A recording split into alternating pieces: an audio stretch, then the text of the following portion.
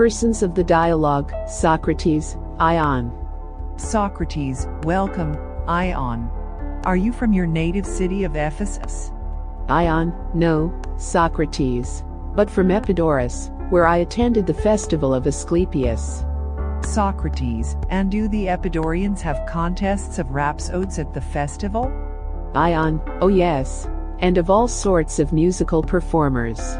Socrates, and were you one of the competitors and did you succeed? Ion, I obtained the first prize of all, Socrates. Socrates, well done, and I hope that you will do the same for us at the Panathenaea. Ion, and I will, please heaven. Socrates, I often envy the profession of a rhapsode, Ion, for you have always to wear fine clothes, and to look as beautiful as you can as a part of your art. Then, again, you are obliged to be continually in the company of many good poets, and especially of Homer, who is the best and most divine of them, and to understand him, and not merely learn his words by rote, is a thing greatly to be envied. And no man can be a rhapsode who does not understand the meaning of the poet. For the rhapsode ought to interpret the mind of the poet to his hearers, but how can he interpret him well, unless he knows what he means? All this is greatly to be envied. Ion, very true, Socrates. Interpretation has certainly been the most laborious part of my art, and I believe myself able to speak about Homer better than any man, and that neither Metrodorus of Lampsacus, nor Stesimbrotus of Thasos, nor Glaucon, nor anyone else who ever was, had as good ideas about Homer as I have, or as many. Socrates, I am glad to hear you say so, Ion. I see that you will not refuse to acquaint me with them. Ion, certainly, Socrates. And you really ought to hear how exquisitely I render Homer. I think that the Homerides should give me a golden crown. Socrates, I shall take an opportunity of hearing your embellishments of him at some other time. But just now I should like to ask you a question. Does your art extend to Hesiod and Archilochus, or to Homer only? Ion, to Homer only. He is in himself quite enough. Socrates, are there any things about which Homer and Hesiod agree? Ion, yes. In my opinion there are a good many. Socrates, and can you interpret better what Homer says, or what Hesiod says, about these matters in which they agree? Ion, I can interpret them equally well, Socrates, where they agree. Socrates, but what about matters in which they do not agree? For example, about divination, of which both Homer and Hesiod have something to say. Ion, very true. Socrates, would you or a good prophet be a better interpreter of what these two poets say about divination, not only when they agree, but when they disagree? Ion, a prophet. Socrates, and if you were a prophet, would you not be able to interpret them when they disagree as well as when they agree? Ion, clearly. Socrates, but how did you come to have this skill about Homer only, and not about Hesiod or the other poets? Does not Homer speak of the same themes which all other poets handle? Is not war his great argument? And does he not speak of human society and of intercourse of men, good and bad, skilled and unskilled, and of the gods conversing with one another and with mankind, and about what happens in heaven and in the world below, and the generations of gods and heroes? Are not these the themes of which Homer sings? Ion, very true, Socrates. Socrates, and do not the other poets sing of the same? Ion, yes, Socrates, but not in the same way as Homer. Socrates, what, in a worse way? Ion, yes, in a far worse. Socrates, and Homer in a better way? Ion, he is incomparably better. Socrates, and yet surely, my dear friend Ion, in a discussion about arithmetic, where many people are speaking, and one speaks better than the rest, there is somebody who can judge which of them is the good speaker? Ion, yes. Socrates, and he who judges of the good will be the same as he who judges of the bad speakers?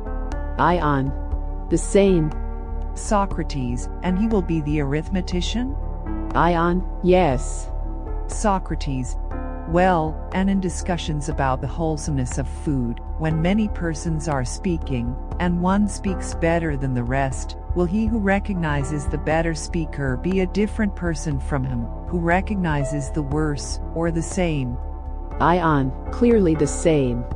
Socrates, and who is he, and what is his name? Ion, the physician. Socrates, and speaking generally, in all discussions in which the subject is the same and many men are speaking, will not he who knows the good know the bad speaker also? For if he does not know the bad, neither will he know the good when the same topic is being discussed. Ion, true. Socrates, is not the same person skillful in both? Ion, yes. Socrates, and you say that Homer and the other poets, such as Hesiod and Archilochus, speak of the same things, although not in the same way, but the one speaks well, and the other not so well? Ion, yes, and I am right in saying so. Socrates, and if you knew the good speaker, you would also know the inferior speakers to be inferior? Ion, that is true. Socrates, then, my dear friend, can I be mistaken in saying that Ion is equally skilled in Homer and in other poets, since he himself acknowledges that the same person will be a good judge of all those who speak of the same things, and that almost all poets do speak of the same things?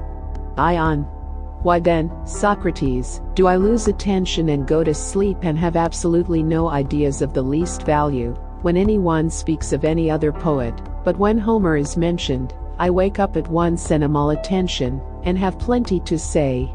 Socrates, the reason, my friend, is obvious. No one can fail to see that you speak of Homer without any art or knowledge. If you were able to speak of him by rules of art, you would have been able to speak of all other poets, for poetry is a whole. Ion, yes. Socrates, and when anyone acquires any other art as a whole, the same may be said of them. Would you like me to explain my meaning, Ion? Ion, yes, indeed, Socrates. I very much wish that you would, for I love to hear you wise men talk. Socrates, oh that we were wise, Ion, and that you could truly call us so, but you rhapsodes and actors, and the poets whose verses you sing, are wise, whereas I am a common man, who only speak the truth. For consider what a very commonplace and trivial thing is this which I have said, a thing which any man might say, that when a man has acquired a knowledge of a whole art, the enquiry into good and bad is one and the same. Let us consider this matter, is not the art of painting a whole? Ion, yes. Socrates, and there are and have been many painters good and bad?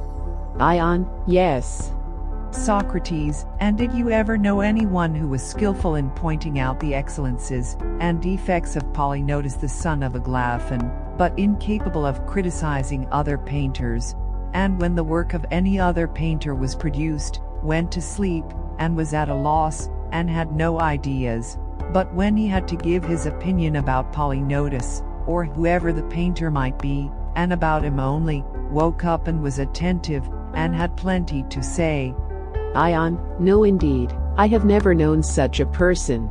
Socrates, or did you ever know of anyone in sculpture, who was skillful in expounding the merits of Daedalus the son of Mecian, or of Epius the son of Panopeus, or of Theodorus the Samian, or of any individual sculptor, but when the works of sculptors in general were produced, was at a loss and went to sleep and had nothing to say? Ion, no indeed, no more than the other. Socrates, and if I am not mistaken, you never met with anyone among flute players or harp players or singers to the harp or rhapsodes, who was able to discourse of Olympus or Thamyras or Orpheus, or Phineus the rhapsode of Ithaca, but was at a loss when he came to speak of Ion of Ephesus, and had no notion of his merits or defects? Ion, I cannot deny what you say, Socrates.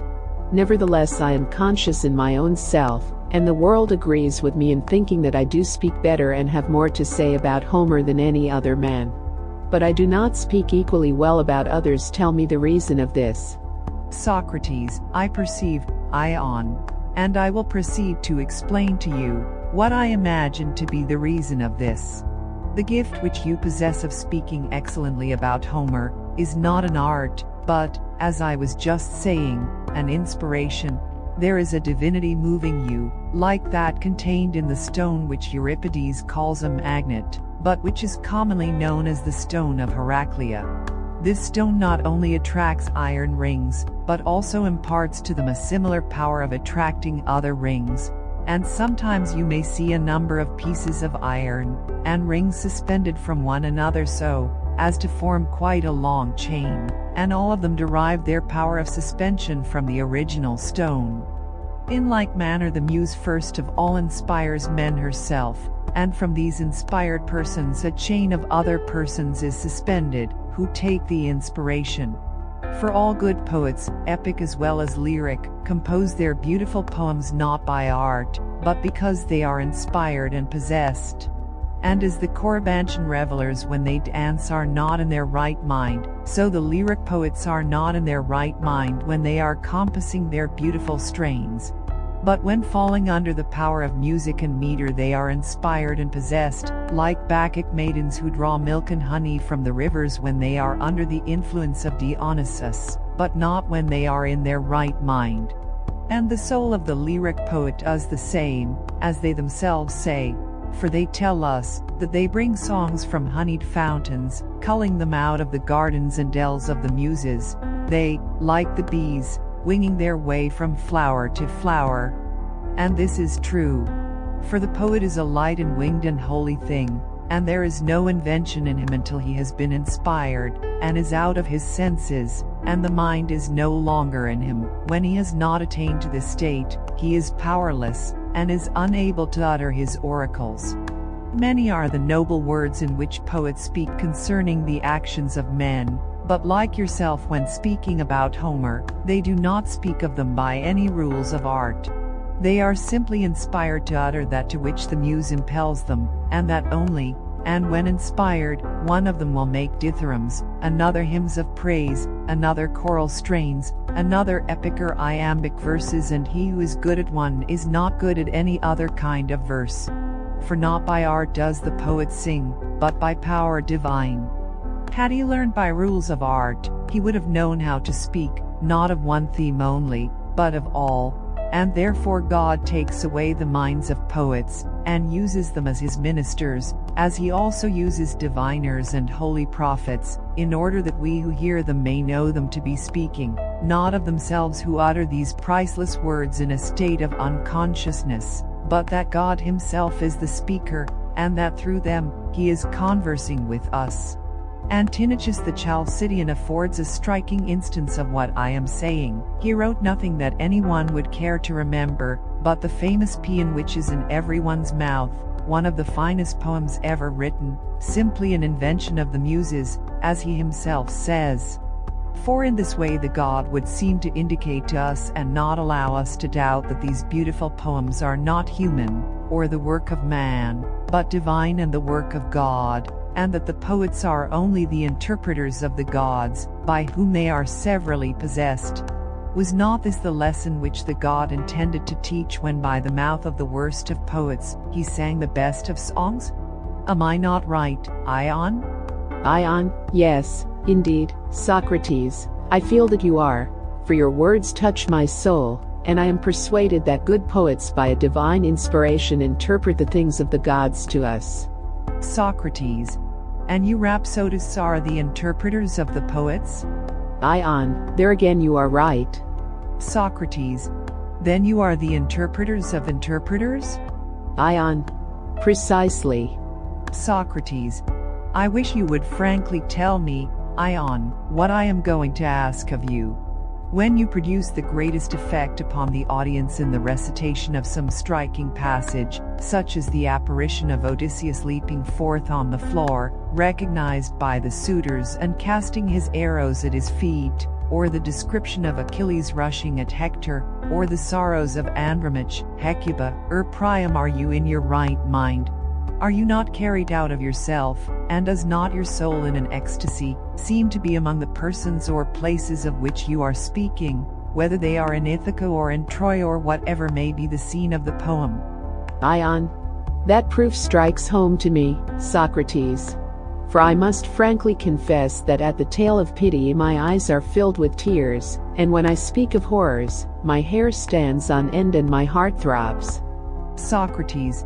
Well, Ion, and what are we to say of a man who at a sacrifice or festival, when he is dressed in holiday attire, and has golden crowns upon his head, of which nobody has robbed him, appears weeping or panic-stricken, in the presence of more than 20,000 friendly faces, when there is no one despoiling or wronging him? Is he in his right mind, or is he not? Ion. No indeed, Socrates. I must say that, strictly speaking, he is not in his right mind. Socrates. And are you aware that you produce similar effects on most of the spectators? Ion. Only too well. For I look down upon them from the stage, and behold the various emotions of pity, wonder, sternness, stamped upon their countenances when I am speaking, and I am obliged to give my very best attention to them. For if I make them cry, I myself shall laugh, and if I make them laugh, I myself shall cry when the time of payment arrives. Socrates. Do you know that the spectator is the last of the rings which, as I am saying, receive the power of the original magnet from one another? The rhapsode, like yourself, and the actor are intermediate links, and the poet himself is the first of them. Through all these the god sways the souls of men in any direction which he pleases, and makes one man hang down from another. Thus there is a vast chain of dancers and masters, and undermasters of choruses, who are suspended, as if from the stone, at the side of the rings which hang down from the muse. And every poet has some muse from whom he is suspended, and by whom he is said to be possessed, which is nearly the same thing, for he is taken hold of. And from these first rings, which are the poets, depend others, some deriving their inspiration from Orpheus, others from Musaeus, but the greater number are possessed and held by Homer. Of whom, Ion, you are one, and are possessed by Homer, and when any one repeats the words of another poet you go to sleep, and know not what to say, but when any one recites a strain of Homer you wake up in a moment, and your soul leaps within you, and you have plenty to say, for not by art or knowledge about Homer do you say what you say, but by divine inspiration and by possession, just as the Corybantian revelers too have a quick perception of that strain only which is appropriated to the god by whom they are possessed, and have plenty of dances and words for that, but take no heed of any other. And you, Ion, when the name of Homer is mentioned, have plenty to say, and have nothing to say of others. You ask, why is this? The answer is that you praise Homer not by art, but by divine inspiration. Ion. That is good, Socrates. And yet I doubt whether you will ever have eloquence enough to persuade me that I praise Homer only when I am mad and possessed. And if you could hear me speak of him, I am sure you would never think this to be the case. Socrates. I should like very much to hear you, but not until you have answered a question which I have to ask. On what part of Homer do you speak well? Not surely about every part. Ion.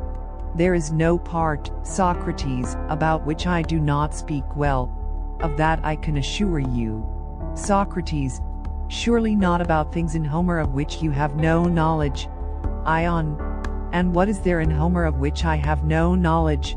Socrates. Why, does not Homer speak in many passages about arts?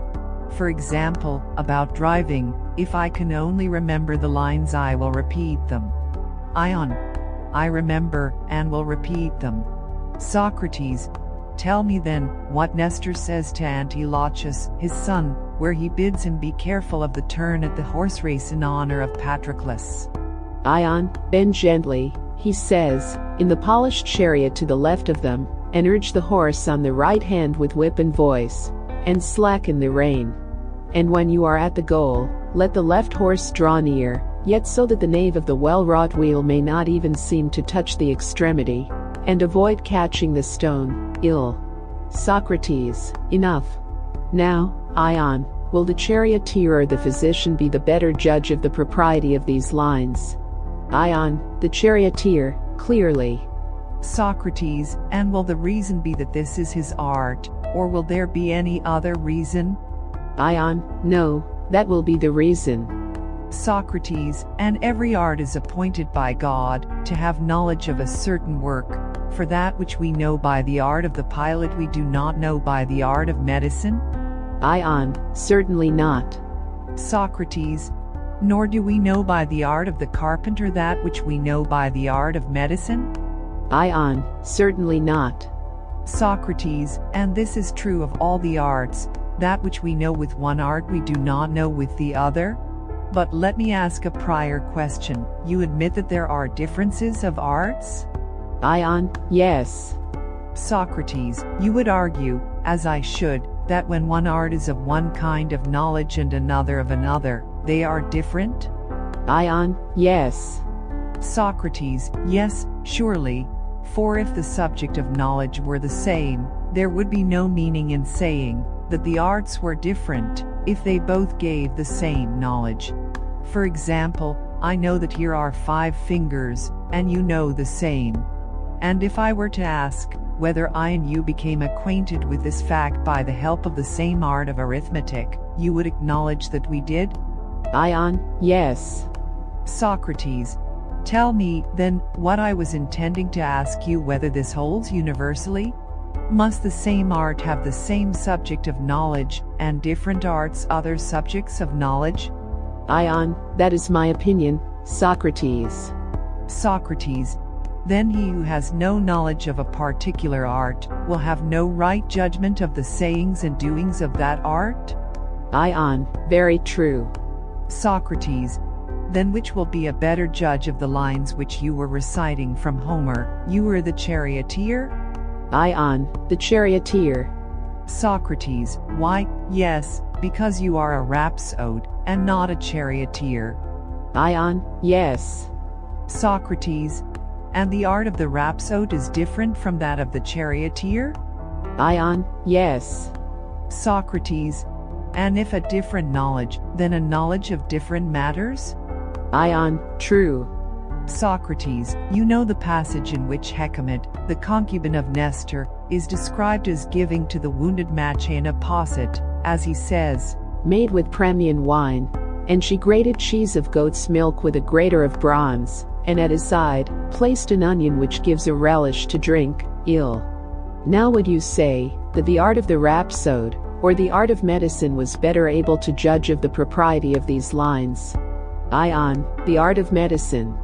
Socrates, and when Homer says, and she descended into the deep like a leaden plummet, which, set in the horn of ox, that ranges in the fields, rushes along carrying death among the ravenous fishes, ill. Will the art of the fisherman, or of the rhapsode, be better able to judge whether these lines are rightly expressed or not?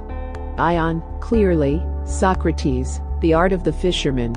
Socrates, come now, suppose that you were to say to me, since you, Socrates, are able to assign different passages in Homer to their corresponding arts, I wish that you would tell me what are the passages of which the excellence ought to be judged by the prophet and prophetic art, and you will see how readily and truly I shall answer you. For there are many such passages, particularly in the Odyssey, as, for example, the passage in which Theoclymenus the prophet of the house of Melampus says to the suitors, wretched men, what is happening to you? Your heads and your faces and your limbs underneath are shrouded in night, and the voice of lamentation bursts forth, and your cheeks are wet with tears. And the vestibule is full, and the court is full, of ghosts descending into the darkness of Erebus, and the sun has perished out of heaven, and an evil mist is spread abroad, odd. And there are many such passages in the Iliad also, as for example in the description of the battle near the rampart, where he says, as they were eager to pass the ditch, there came to them an omen, a soaring eagle, holding back the people on the left, bore a huge bloody dragon in his talons, still living and panting, nor had he yet resigned the strife, for he bent back, and smote the bird which carried him on the breast by the neck, and he in pain let him fall from him to the ground into the midst of the multitude.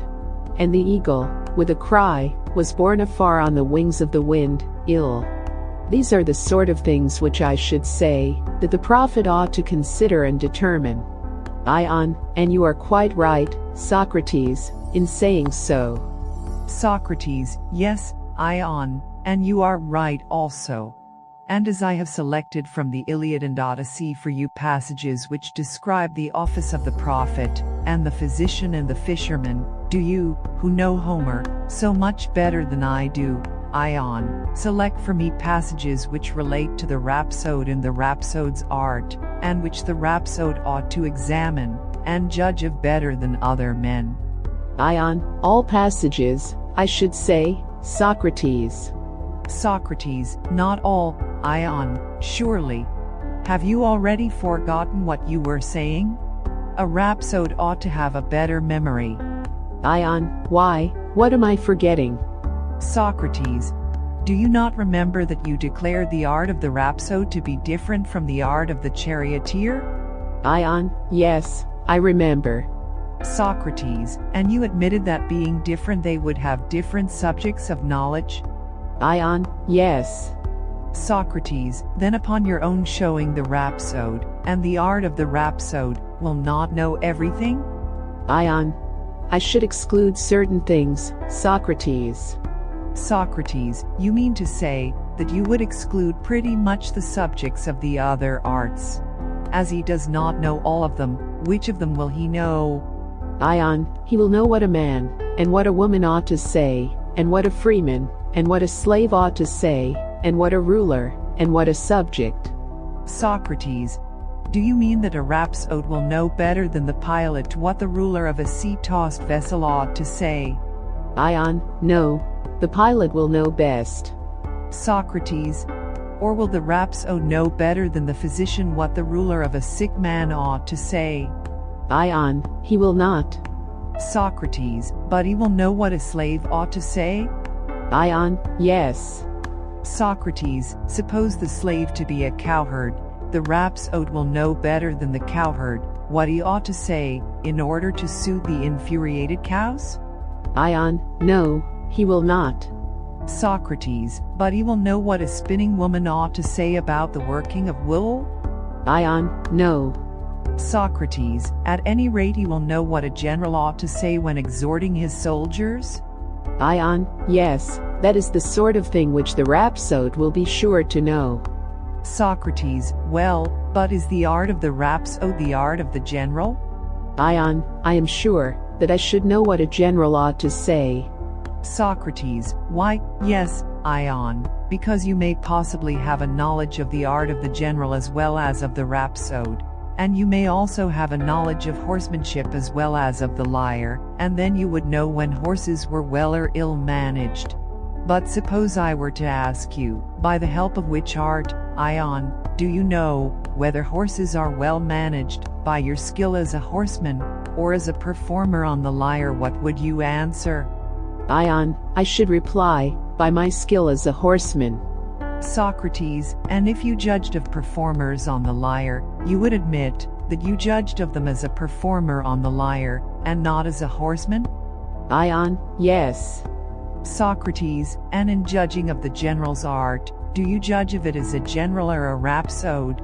Ion, to me there appears to be no difference between them. Socrates, what do you mean? Do you mean to say that the art of the rhapsode and of the general is the same? Ion, yes, one and the same. Socrates, then he who is a good rhapsode is also a good general? Ion, certainly, Socrates. Socrates, and he who is a good general is also a good rhapsode? Ion, no, I do not say that. Socrates, but you do say that he who is a good rhapsode is also a good general. Ion, certainly. Socrates, and you are the best of Hellenic rhapsodes? Ion, far the best, Socrates. Socrates, and are you the best general, Ion? Ion, to be sure, Socrates. And Homer was my master. Socrates, but then, Ion, what in the name of goodness can be the reason why you, who are the best of generals as well as the best of rhapsodes in all Hellas, go about as a rhapsode, when you might be a general? Do you think that the Hellenes want a rhapsode with his golden crown, and do not want a general? Ion, why, Socrates, the reason is that my countrymen, the Ephesians, are the servants and soldiers of Athens, and do not need a general, and you in Sparta are not likely to have me, for you think that you have enough generals of your own. Socrates, my good Ion, did you never hear of Apollodorus of Cyzicus? Ion, who may he be? Socrates, one who, though a foreigner, has often been chosen their general by the Athenians. And there is Phanasthenes of Andros and Heraclides of Clazomenae, whom they have also appointed to the command of their armies and to other offices, although aliens, after they had shown their merit. And will they not choose Ion the Ephesian to be their general, and honor him, if he prove himself worthy? Were not the Ephesians originally Athenians, and Ephesus is no mean city? But, indeed, Ion, if you are correct in saying that by art and knowledge you are able to praise Homer, you do not deal fairly with me, and after all your professions of knowing many glorious things about Homer, and promises that you would exhibit them, you are only a deceiver, and so far from exhibiting the art of which you are a master, will not, even after my repeated entreaties, explain to me the nature of it. You have literally as many forms as Proteus, and now you go all manner of ways, twisting and turning, and, like Proteus, become all manner of people at once, and at last slip away from me in the disguise of a general, in order that you may escape exhibiting your Homeric lore. And if you have art, then, as I was saying, in falsifying your promise that you would exhibit Homer, you are not dealing fairly with me. But if, as I believe, you have no art, but speak all these beautiful words about Homer unconsciously under his inspiring influence, then I acquit you of dishonesty, and shall only say that you are inspired. Which do you prefer to be thought, dishonest or inspired? Ion, there is a great difference, Socrates, between the two alternatives, and inspiration is by far the nobler. Socrates, then, Ion, I shall assume the nobler alternative, and attribute to you in your praises of Homer inspiration, and not art.